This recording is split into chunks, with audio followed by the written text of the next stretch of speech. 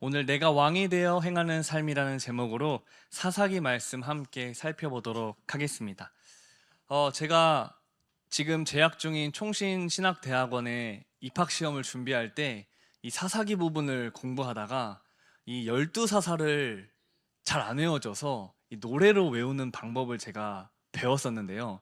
우리 연희교회 성도님들께만 특별히 공유해드리도록 하겠습니다. 네, 한번 제가 이 12사사들을 외우는 법을 한번 알려드리겠습니다. 온니엘과 에훗 삼갈드보라 기드온과 돌라와 야일 입다와 입산 엘론과 압돈 삼손까지 모두 12사사들. 자, 어떠신가요? 할 수 있겠죠? 네, 우리 샬롬 찬양대까지 있는데 우리 한번 따라서 같이 불러보도록 하겠습니다. 시작.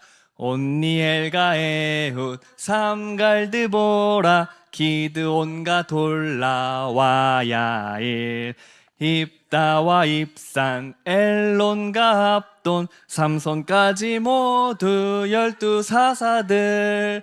네, 너무 잘 따라와 주셔서 감사합니다. 네, 벌써 각인이 됐죠. 12사사들. 이렇게 사사기에는 12사사들이 등장합니다. 이 12사사들이 등장하는 시기를 보았을 때 한 가지 패턴이 반복적으로 드러나는데요. 그것이 무엇이냐면 이 이스라엘 백성들이 범죄를 하고 또 하나님께서는 이방 민족을 통해서 징계하십니다. 그리고 이 징계를 받은 이스라엘 백성들은 하나님께 그제서야 고통을 호소하고 부르짖습니다. 그때마다 하나님께서 이 이스라엘 백성들을 구원하시기 위해 세우셨던 자들이 바로 이 사사라는 것이죠. 그런데 이 사사기에 16장, 이 삼손을 끝으로 17장 이후부터는 사사가 등장하지 않습니다. 사사가 등장하지 않는 대신에 우리가 익히 잘 들어 알고 있는 이스라엘의 왕이 없었으므로라는 이 문장이 4번이나 등장하면서 이 결론부에 이스라엘 백성들이 얼마나 부패하고 타락했는지를 너무나 적나라하게 보여줍니다. 그리고 오늘 이 17장 본문의 말씀이 이 결론부의 시작 부분입니다. 얼마나 이스라엘이 타락했을지 오늘 본문을 말씀을 통해서 살펴보기를 원합니다. 자, 그런데 우리 성도님들, 왕이 없었다고 했는데 이스라엘에 정말 왕이 없었을까요? 그쵸? 하나님이 계셨습니다. 이스라엘의 왕은 언제나 하나님이셨습니다. 그렇다면 정확한 표현으로는 왕을 왕으로 여기지 않았다. 즉, 하나님이 계시지만 하나님을 왕으로 여기지 않고 왕이 없는 것처럼 살았던 시대가 바로 이 사사기 후반기의 말씀이라는 것입니다. 왕이 없는 것처럼 행동하니까 그들의 삶의 모습이 어땠는지 바로 사람마다 자기 소견에 옳은 대로 행동하면서 살아갑니다. 왕이 있으나 왕이 없는 것처럼 내가 맞다, 내 소견에 옳은 대로, 내가 복음이다, 즉 내가 왕이 되어 살았던 시대였죠. 또한 여기서 이 행하다라는 이 히브리어 동사를 우리가 짚고 넘어가려고 합니다. 바로 히브리어로 아싸라는 동사인데요. 행하다, 만들다라는 동사입니다. 자, 왜 이 어려운 히브리어를 말씀드리느냐? 바로 이 동사가 17장 곳곳에서 쓰이고 있기 때문입니다. 자기 소견에 옳은 대로 행하는 삶이 바로 어떠한 삶인지를 이 아싸라는 동사를 통해서 우리가 구체적으로 우리가 살펴볼 수 있는 것이죠. 그리하여서 우리가 사사기 말씀 17장 좀 전체를 살펴보면서 이것을 교훈 삼아서 내가 왕이 되어 행했던 이 사사기 시대를 답습하지 않고 하나님만을 우리의 참된 왕으로 여겨드리며 살아가는 이 시대의 참된 백성들이 되기를 간절히 바랍니다. 네, 그렇게 오늘 본문 함께 살펴보도록 하겠습니다. 17장 1절 말씀입니다. 제가 읽겠습니다. 에브라임 산지에 미가라 하는 사람이 있더니. 이 17장에는 미가라는 사람을 설명합니다. 미가의 이름의 뜻은 여호와 같은 이가 누구인가 라는 의미를 가지고 있습니다. 하나님 같은 이가 없다. 즉 우리 하나님이 최고다라는 의미이죠. 그러나 그 멋진 이름의 의미가 무색하게 뒤 이어지는 내용은 상당히 총체적으로 난국입니다. 우리 17장 2절 말씀을 우리 함께 살펴볼까요? 함께 읽겠습니다. 그의 어머니에게 이르되 어머니께서 은 1,100을 잃어버리셨으므로 저주하시고 내 귀에도 말씀하셨더니 보소서 그 은이 내게 있나이다. 내가 그것을 가졌나이다 하니 그의 어머니가 이르되 내 아들이 여호와께 복 받기를 원하노라 하니라. 아멘. 상황을 보니 어머니가 은 1,100을 잃어버린 것 같습니다. 그 당시에 이렇게 여성이 큰 재산을 가진 것도 사실은 놀라운 일입니다. 자, 그런데 이 어머니는 이 훔친 자를 향하여 여호와의 이름을 저로 저주를 합니다. 심지어 그의 아들 미가의 아들 그녀의 아들 미가의 귀에도 말했나 봅니다. 자식인 미가의 귀에 들리도록 저주를 한 것을 보면 이 어머니가 아들을 의심했을 가능성도 우리는 충분히 계산해 볼 수 있습니다. 그 돈을 훔쳐간 자는 결국 그의 아들 미가였습니다. 어머니가 여호와의 이름으로 저주를 선포했을 때 이 아들 미가는 자신의 잘못을 반성했다라기보다는 두려워서, 그 저주가 무서워서 자신의 잘못을 자백하고 어머니께 돈을 들려드립니다. 한 집안에서 그것도 부모와 자식 간의 도둑질이 일어난 것이죠. 그런데 그 어머니는 그 미가를 훈계하거나 질책하지 않고 훈육하지 않고 오히려 축복을 하는 모습을 보게 됩니다. 이어지는 17장 3절과 4절의 말씀 우리 함께 읽어보도록 할까요? 미가가 은 1,100을 그의 어머니에게 도로 주매 그의 어머니가 이르되 내가 내 아들을 위하여 한 신상을 새기며 한 신상을 부어 만들기 위해 내 손에서 이 은을 여호와께 거룩히 드리노라. 그러므로 내가 이제 이 은을 내게 도로 주리라. 미가가 그 은을 그의 어머니에게 도로 주었으므로 어머니가 그 은 200을 가져다 은장색에게 주어 한 신상을 새기고 한 신상을 부어 만들었더니 그 신상이 미가의 집에 있더라. 아멘. 자, 자기 소견에 옳은 대로 행하였다라고 할 때 그 아싸의 동사들이 바로 이곳에서도 쓰이고 있죠. 돌려받은 돈으로 미가의 어머니는 무엇을 합니까? 바로 신상을 만듭니다. 분명 내 손에서 이 은을 여호와께 거룩하게 드리겠노라 했지만 결국 어머니가 한 행동은 신상을 만드는 것이었습니다. 그런데 이 어머니가 신상을 만드는 이유가 바로 말씀에 기록되어 있는데 바로 내 아들이 복을 받기를 원하는 마음으로 이 신상을 만들었다는 것입니다. 여호와께 거룩하게 드리겠다고 했지만 1,100 중에 200을 드리고 남은 900은 또 자신이 갖는 이런 모순적인 태도를 보입니다. 신상을 만들어 여호와께 드리겠다라고 한 이 미가 어머니의 행동들, 굉장히 모순적인 장면들이 넘쳐납니다. 그렇게 아들을 축복하기 위해, 아들의 복을 위해 어머니가 만든 신상, 바로 그 만들다가 아싸라는 동사이죠. 그런데 그 아들 미가는요, 오히려 더 한술 더 뜹니다. 우리 17장 5절의 말씀을 함께 살펴보겠습니다. 그 사람 미가에게 신당이 있으므로 그가 에봇과 드라빔을 만들고 한 아들을 세워 그의 제사장으로 삼았더라. 아멘. 자, 어머니가 만든 그 우상이 신상에 놓여집니다. 그런데 그것으로 모자라서 미가는 에봇을 만들고 드라빔을 만들었습니다. 에봇이 무엇입니까? 그렇습니다. 바로 제사장이 입었던 의복이죠. 드라빔은 또 무엇입니까? 바로 신의 뜻을 알기 위해 쓰는 우상이죠. 그러므로 미가는 이 제사장의 의복인 에봇과 이 우상인 드라빔을 함께 두어서 하나님의 뜻을 알아내려고 했다라는 것을 우리는 축축해 볼 수 있습니다. 하나님도 섬기고 우상도 섬기면서 어떻게든 그 초월자의 뜻을 알아내려고 하는 미가. 그런데 또 한 가지 더 추가됩니다. 바로 에봇과 드라빔을 사용해서 이 하나님의 뜻을 알아낼 제사장이 필요했습니다. 그래서 그는 편법을 동원해서 바로 제사장을 고용을 하는데 바로 자기 아들 중에 하나를 택해서 제사장을 삼은 것입니다. 여호와께서는 이 제사장을 세울 때 오직 레위 지파인 중에 택해서 제사장을 삼으라고 명령하셨습니다. 그런데 미가가 이 제사장으로 자신의 아들을 편법을 동원하여서 세우는 장면을 통해서 도저히 하나님의 말씀에 순종하는 것을 찾아볼 수 없습니다. 이를 통해 사사기 시대가 얼마나 타락하고 부패하고 온갖 우상의 신앙과 하나님을 섬기는 그 모든 방법들이 혼합된 혼합 종교가 된 시대가 바로 사사기 시대라는 것이죠. 그래서 사사기 기자는요, 이렇게 평가를 합니다. 오늘 말씀 6절 함께 보도록 하겠습니다. 함께 읽겠습니다. 그때에는 이스라엘의 왕이 없으므로 사람마다 자기 소견에 옳은 대로 행하였더라. 아멘. 자, 그렇다면 미가가 왜 이렇게 말도 안 되는 행동을 했을까요?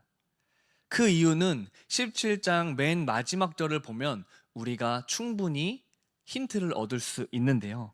17장 13절의 말씀 우리 함께 살펴보도록 하겠습니다.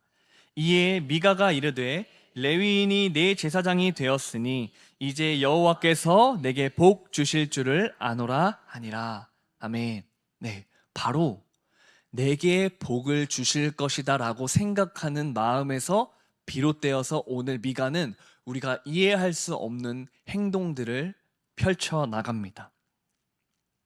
자, 이를 통해서 그렇다면 내가 스스로 왕이 되어 살아가는 삶, 내가 왕이 되어 행하는 삶, 첫 번째 특징을 우리가 살펴볼 수 있습니다.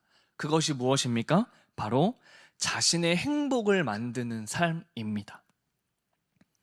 미가는 자신의 복을 위해서 이렇게 행동했습니다. 자신의 행복이 가장 우선이 되었던 사람입니다. 이렇게 신상을 만들고 애봇과 드라빔을 만들고 제사장을 고용한 그 모든 행동들이 바로 나에게 복을 가져다 줄 것이다 라고 생각했던 것이죠. 그의 어머니도 마찬가지였습니다. 왜 신상을 만들죠? 내 아들이 복 받기를 원하는 마음으로 신상을 만듭니다. 바로 자식이 부모의 행복 아니겠습니까? 자식이 행복이니까 그 자식의 복을 주기 위해서 온갖 방법을 동원해서 신상을 만드는 장면을 우리는 보았습니다.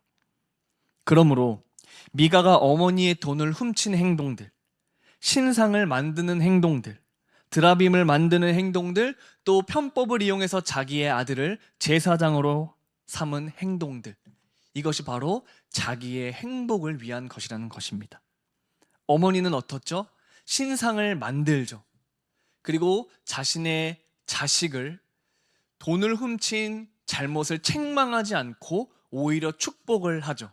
이 모든 것이 바로 자기의 행복인 자식이 잘 되기를 바라는 것, 결국에는 나의 행복을 위한 모든 행함이었습니다.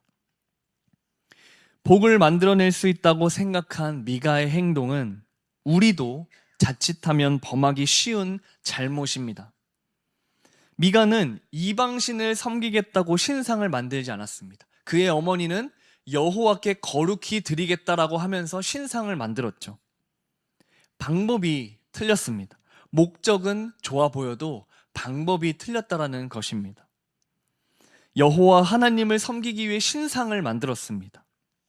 신상을 만들어 여호와 하나님의 뜻을 알아내고 또 축복을 얻어내고자 했습니다.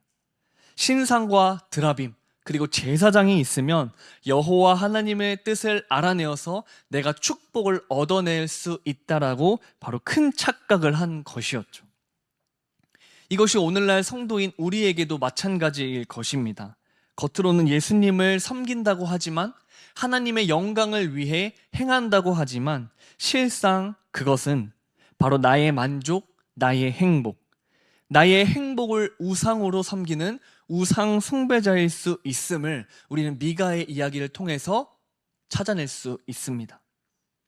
혹시 나는 내가 원하는 것을 이루기 위해서 하나님의 영광으로 그럴듯하게 포장하고 계시지는 않습니까? 나의 행복을 위해 행하고 계시지는 않습니까? 힘들어야 뿌듯하라는 나의 행복을 위해서 자꾸만 일을 만들어내고 계시지는 않으신지요? 나는 남들보다 더 많이 할 수 있다라는 그 성취감에서 오는 행복을 위해서 행하고 계시지는 않습니까? 반대로 살펴볼까요?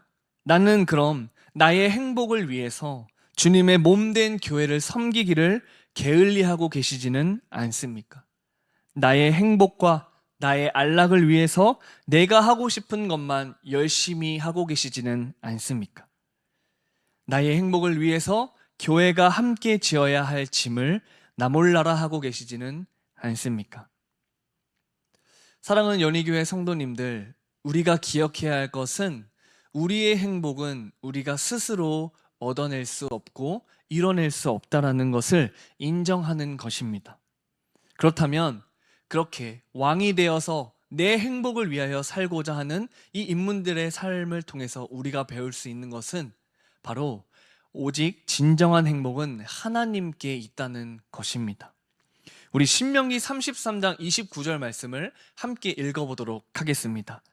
이스라엘이여 너는 행복한 사람이로다. 여호와의 구원을 너같이 얻은 백성이 누구냐? 그는 너를 돕는 방패시요 내 영광의 칼이시로다. 내 대적이 내게 복종하리니 내가 그들의 높은 곳을 밟으리로다. 아멘. 참된 행복은 하나님께 있습니다. 삼위일체 하나님은 새 위격으로 계시면서 서로 사랑하시며 사랑 그 자체가 되십니다. 사랑이시기에 행복한 신이시죠. 그 행복한 하나님과 함께하고 동행하는 것, 그리고 우리가 하나님과 동행하는 것은 물론이거니와 바로 그 하나님께로부터 받는 구원, 우리에게는 구원이 있기 때문에 가장 큰 복을 받은 줄 믿습니다. 우린 이미 가장 큰 복을 받고 누리며 살아가는 하나님의 백성들이라는 것을 기억하시길 바랍니다. 그리고 그 행복은 하나님의 방법대로 하나님의 말씀에 순종할 때 찾아오는 것입니다. 그러므로 다른 데서 헛된 영광과 헛된 행복을 찾는 것이 아니라 또한 그 행복을 내가 이뤄내기 위해서 발버둥 치는 것이 아니라 오직 하나님만 의지하는 연희교회 성도님 되시기를 축복합니다. 두 번째입니다. 내가 왕이 되어 행하는 삶의 특징 두 번째는 바로 자신이 살 길을 만드는 삶입니다. 자, 우리 뒤에 이어지는 내용에는 또 한 인물이 등장합니다. 바로 한 레위인이 등장하거든요. 우리 사사기 17장 7절에서 8절 말씀 함께 살펴보도록 하겠습니다. 유다 가족에 속한 유다 베들레헴에 한 청년이 있었으니 그는 레위인으로서 거기서 거류하였더라. 그 사람이 거주할 곳을 찾고자 하여 그 성읍 유다 베들레헴에 떠나가다가 에브라임 산지로 가서 미가의 집에 이르매. 아멘. 레위인은 따로 땅을 분배받지 않았습니다. 레위인들은 이스라엘 백성 가운데 나그네처럼 살아가는 지파였죠. 하나님이 그들의 기업이 되어주신다고 약속을 받았던 지파였습니다. 그래서 땅을 분배받은 이후에 약속의 땅에 들어간 이후에는 각 지파에게 속하여서 바로 그들의 제사를 때 나오는 제물과 11조로 생계를 이어나갔던 지파였습니다. 자, 그런데 오늘 7절과 8절을 보니까요, 그가 바로 베들레헴을 떠나서 나왔습니다. 이 11지파 땅에 흩어져서 그 속했던 그들이 또 베들레헴 유다 지파에 속했던 이 한 레위인이 그곳을 떠났다고 합니다. 이를 통해서 생계의 어려움을 느꼈다라고 우리는 축축해 볼 수 있죠. 그래서 한 레위인이 내린 결정은 무엇이냐? 바로 거할 곳을 찾아 떠나는 것이었습니다. 그런데 오늘 본문에 번역된 우리 개역개정 한글에는 잘 드러나 있지 않지만 원문을 살펴보면요, 이 8절 끝에 그의 길, 그리고 이 아싸 동사가 쓰입니다. 그의 길 행하다, 그의 길 만들다. 이를 좀 풀어서 설명을 해보면 이 한 레위인은 바로 그의 길로 행했다. 그의 길을 만들어서 떠났다. 그렇게 에브라임 산지의 미가라는 집에 이르렀다라고 우리는 볼 수 있는 것이죠. 레위인은 자신의 기업이 되어주시는 하나님을 의지해야만 했습니다. 비록 이스라엘 백성들이 11조를 내지 않고 제사를 제대로 드리지 않아서 생계에 어려움이 찾아올지라도 그들은 자신의 자리를 지켜야만 했습니다. 그러나 레위인은 자기 기업을 포기하고 자기 근무지를 떠나서 자기 살 길을 찾아서 방황하게 된다는 것입니다. 앞서 살펴본 미가도 문제이지만 바로 이 한 레위인도 큰 문제라는 것이죠. 이 레위인은 제사장 역할을 감당하면서 이스라엘 백성들을 가르치고 또 올바른 길로 인도해야 하는 역할이 있었음에도 불구하고 놀랍게도 오늘 말씀에서는 이 미가라는 개인의 사역을 충족시켜주는 개인 제사장, 즉 직원으로 전락해 버립니다. 우리 사사기 17장 10절 말씀을 한번 보도록 하겠습니다. 함께 읽겠습니다. 미가가 그에게 이르되 내가 나와 함께 거주하며 나를 위하여 아버지와 제사장이 되라. 내가 해마다 은열과 의복 한 벌과 먹을 것을 주리라 하므로 그 레위인이 들어갔더라. 아멘. 그 생계가 어려웠던 레위인은 결국 은열과 의복 한 벌과 먹을 것에 자기의 기업이 되어주시는 하나님의 포기하고 제사장의 역할을 포기하고 그저 개인의 사욕을 채워주는 개인 제사장으로 전락하는 모습을 적나라하게 살펴볼 수 있습니다. 이처럼 오늘날 교회에서도 이 목회자와 성도 간의 관계는 마치 고용주와 고용인처럼 보임을 심심치 않게 듣게 됩니다. 오늘날 한국 교회는 구단과 같은 모습을 보입니다. 교회의 중직자들은 구단주이고 목회자는 선수요, 관중은 성도들과 또 주변 교회들 그리고 세상 사람들인 것이죠. 선수는 플레이를 잘해야 하기 때문에 또 목회자 또는 교역자들은 성적이 좋아야만 합니다. 안타도 잘 쳐야 되고 홈런도 잘 때리고 도루도 잘 해야 하고 또 수비도 능해야 합니다. 이처럼 성적이 좋아야 하는데 성적이 좋지 않으면 구단주인 교회로부터 눈치를 봐야 하고 또 심하면 구단주가 연봉을 깎거나 또 방출당하기도 하죠. 구단주의 눈치를 살피며 교역자들은 어떻게 해서든지 교회를 눈에 보이는 양적 성장을 이뤄내야만 합니다. 이런 비유가 너무 지나치고 불편하실지 모르겠으나 현재 한국 교회 곳곳에서 벌어지고 있는 현실들입니다. 교회는 구단이 아닙니다. 목회자를 겉으로 목사님, 전도사님 하면서도 속으로는 그저 교회의 직원, 고용인으로 생각한다면 그것이야말로 자기의 소견에 옳은 대로 내 눈이 보기에 좋은 대로 행동하는 것일 겁니다. 반대로 저와 같은 이 목회의 길을 걷는 자들도 또한 마찬가지입니다. 은열과 의복 한 벌과 음식에 교역자로서의 체면과 권위를 팔아먹어서는 안 되겠죠. 또한 힘있고 돈 많고 능력 있는 개인 성도들에게 빌부터 그들의 개인 제사장으로 전락해서는 안 될 것입니다. 이 모든 것이 바로 내가 왕이 되어 내 소견에 옳은 대로 내가 살 길을 찾아 떠나는 삶이죠. 내 가려운 길을 긁어주고 내가 듣고 싶은 이야기만 하는 목회자를 조심하십시오. 신앙을 지도해야 할 레위인마저 미가의 개인 제사장으로 전락해 버렸습니다. 사사기 기자는 다시 한번 이 모습을 보며 바로 18장 1절에 그때의 이스라엘에 왕이 없었다고 한탄합니다. 우리는 다 양 같아서 제 길로 가버립니다. 우리는 눈에 보기 좋은 대로 길을 마음대로 갑니다. 그러나 우리가 가야 하는 길은 무엇입니까? 우리 이사야 55장 8절에서 9절 말씀을 함께 먼저 살펴보도록 하겠습니다. 함께 읽겠습니다. 이는 내 생각이 너희의 생각과 다르며 내 길은 너희의 길과 다름이니라. 여호와의 말씀이니라. 이는 하늘의 땅보다 높음같이 내 길은 너희의 길보다 높으며 내 생각은 너희의 생각보다 높음이니라. 아멘. 우리가 가야 할 길은 바로 하나님께 달려 있습니다. 하나님께 바로 생명의 길이 있습니다.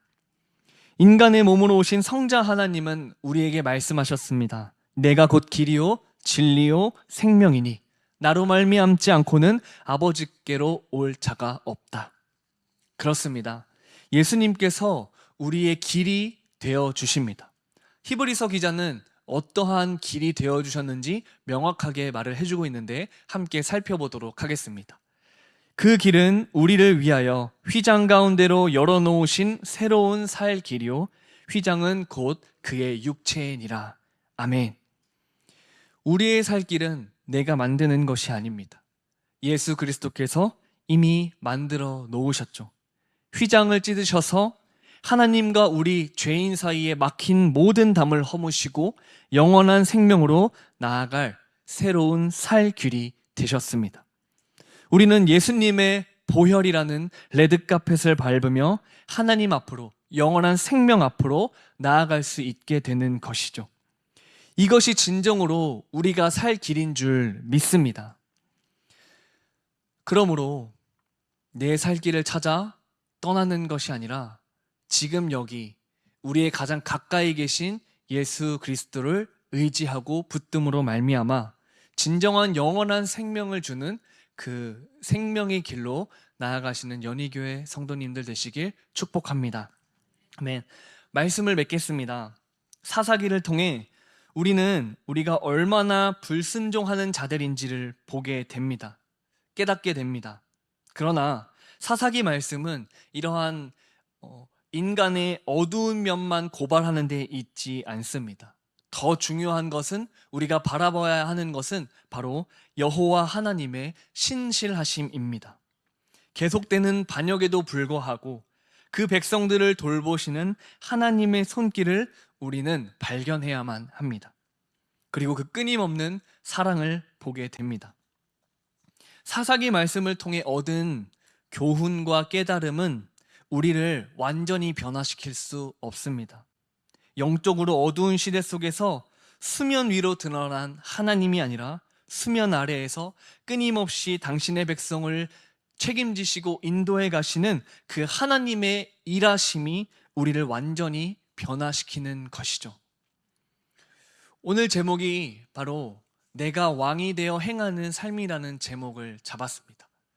원래 제목은 강조하는 것을 적기 마련인데 보통 그러면 하나님이 우리의 왕이십니다라고 말할 수 있지만 저는 오히려 사사기와 같이 어두웠던 그 시대 그리고 오늘날 하나님의 백성답지 않게 살아가는 우리의 모습을 직면하고자 이렇게 조금 부정적이고 과감한 제목을 설정해 보았습니다. 우리는 일이 잘 되면 하나님을 잊다가 어려운 일이 생기면 하나님을 잘 찾고 부르짖습니다. 하나님께서 우리의 부르짖음을 들어주시면 또 우리의 문제를 해결해 주시면 또 얼마 되지 않아 또다시 범죄하는 모습들, 이것이 동일한 우리의 모습인 거죠. 그런 의미에서 하나님께서 세우셨던 이 사사들, 분명 그들도 인간적인 약점을 가지고 있었습니다. 그러나 그 불완전했던 사사들이 어떻게 동족인 이스라엘 백성들을 이방 민족으로부터 구원해냅니까? 바로 여호와의 영에 감동되어 믿음으로 나라를 이기기도 하고 하나님의 백성들을 구원했다라는 것입니다. 그렇다면 우리도 믿음으로 하나님의 백성답게 살아갈 수 있음을 보게 됩니다. 더욱이 오늘날 신약의 백성으로 살아가는 우리에게 하나님께서는 성령 충만함을 부어주시겠다고 약속하지 않으셨습니까? 우리 사도행전 1장 8절의 말씀을 한번 살펴볼까요? 오직 성령이 너희에게 임하시면 너희가 권능을 받고 예루살렘과 온 유대와 사마리아 땅끝까지 이르러 내 증인이 되리라 하시니라. 아멘.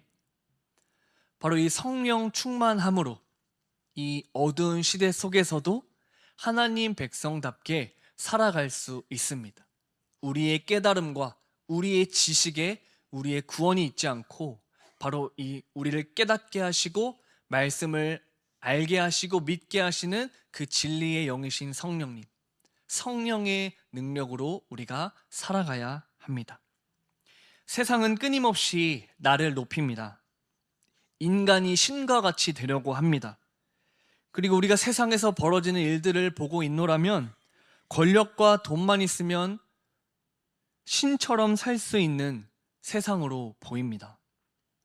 그러나 이러한 시대 속에서도 하나님의 백성은 구원의 하나님 안에서 참된 행복을 추구합니다. 하나님 백성은 우리의 살 길이 되신 예수 그리스도 안에서 믿음의 길을 인내하며 걸어갑니다.